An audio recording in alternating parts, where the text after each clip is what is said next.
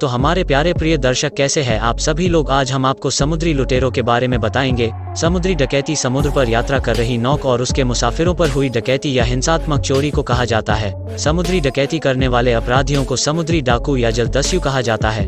ऐसे अपराध की रोकथाम करना अक्सर मुश्किल होता है क्योंकि समुद्र का क्षेत्रफल विशाल है, पूरे भूमि के क्षेत्रफल से 3 गुना, और ऐसे समुद्री डाकू अक्सर अंतर्राष्ट्रीय सीमाओं के पार काम करते हैं, यानी किसी एक देश की पुलिस या सेना उन्हें रोक नहीं पाती।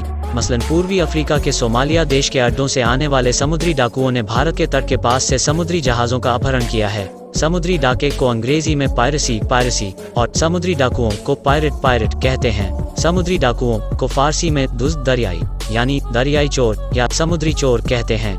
यूनानी भाषा में इन्हें पिरेट्स कहते हैं। भारत के जल दस्यु संपादित करें। भारत में बहुत से दस्यु थे। सबसे बड़ा दस्यु दल उत्तर भारत में झेलम नदी के दस्युओं का था। कई राजा अपने शत्रु राजाओं के जहाज़ों को लूटने के लिए उन्हें धन देते थे। झेलम नदी के तट पर स्थित एक इलाके में दस्यु रहते थे। उस इलाके को दस्यु लोग कहते थे। दस्युओं में स्त्री पुरुष का कोई भेदभाव नहीं हुआ करता था और सभी को समान शिक्षा व अस्त्र शस्त्र का अभ्यास दिया जाता था। दस्यु जल में 20 मिनट तक सांस रोककर बड़ी तेजी से तैरा करते थे। एक दस्यु राजा अरुणायक व रानी महानंदिनी की पुत्री लाची का विवाह राजा पोरस के साथ हुआ था।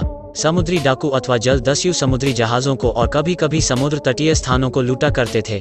इनके पास अपने जहाज होते थे जिन पर ये समुद्री यात्रा करते थे। 17-18 सदी में अधिक सक्रिय रहे और आज भी कम संख्या में ही सही लेकिन सक्रिय तो हैं ही। लगभग 1650-1720 से समुद्री डाकुओं के हजारों समूह सक्रिय थे।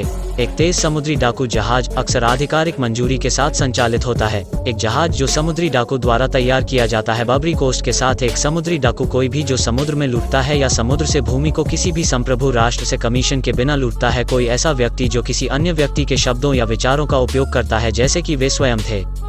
पायरेसी किसी अन्य जहाज या तटीय क्षेत्र पर जहाज या नाव जनित हमलावरों द्वारा डकैती या आपराधिक हिंसा का एक कार्य है, आमतौर पर कार्गो और अन्य मूल्यवान वस्तुओं या संपत्तियों को चोरी करने के लक्ष्य के साथ। जो लोग समुद्री डकैती की गतिविधियों में संलग्न हैं, उन्हें समुद्री डाकू कहा जाता है। समुद्री डकैतों के शुरुआती दस्तावेज 14वीं शताब्दी ईसा पूर्व में थे, जब सागर पीपुल्स समुद्र के हमलावरों के एक समूह ने एजियन और भूमध्यसागरीय सभ्यताओं के जहाजों पर हमला किया था। संकीर्ण चैनल जो पूर्वानुमान योग्य मार्गों में शिपिंग करते हैं, लंबे समय से समुद्री डकैती के साथ साथ निजीकरण और वाणिज्य छापे के अवसर पैदा करते हैं। ऐतिहासिक उदाहरणों में जिब्राल्टर का जल, मलक्का का जल, डिमरू मध्य, मेडागास्कर, अदन की खाड़ी और अंग्रेजी चैनल शामिल हैं, जिनकी भौगोलिक संरचनाओं ने समुद्री डाकू हमलों की सुविधा दी। एक भूमि आधारित समानांतर राजमार्गों और पहाड़ी दर्रों में डाकुओं और ब्रिगेड द्वारा यात्रियों का घात है। निजीकरण पायरेसी के लिए समान तरीकों का उपयोग करता है, लेकिन कप्तान राज्य के आदेशों के तहत काम करता है, जो एक दुश्मन राष्ट्र से संबंधित व्यापारी जहाजों पर कब्जा करने को अधिकृत करता है, जिससे यह गैर राज्य अभिनेताओं द्वारा युद्ध जैसी गतिविधि का एक वैध रूप है।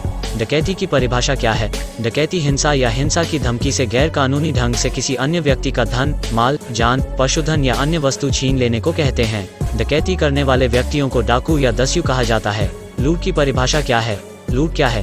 आम भाषा में लूट का अर्थ है किसी व्यक्ति को उसकी अपनी संपत्ति से वंचित करना। लूट, चोरी और जबरन वसूली में मुख्य विशिष्ट तत्व हिंसा के आसन भय की उपस्थिति है। सभी लूट में या तो चोरी होती है या जबरन वसूली। तो हमारे प्यारे प्रिय दर्शक, आज के लिए बस इतना ही। तब तक आप अपना और अपने परिवार का ध्यान रखें। धन्यवाद।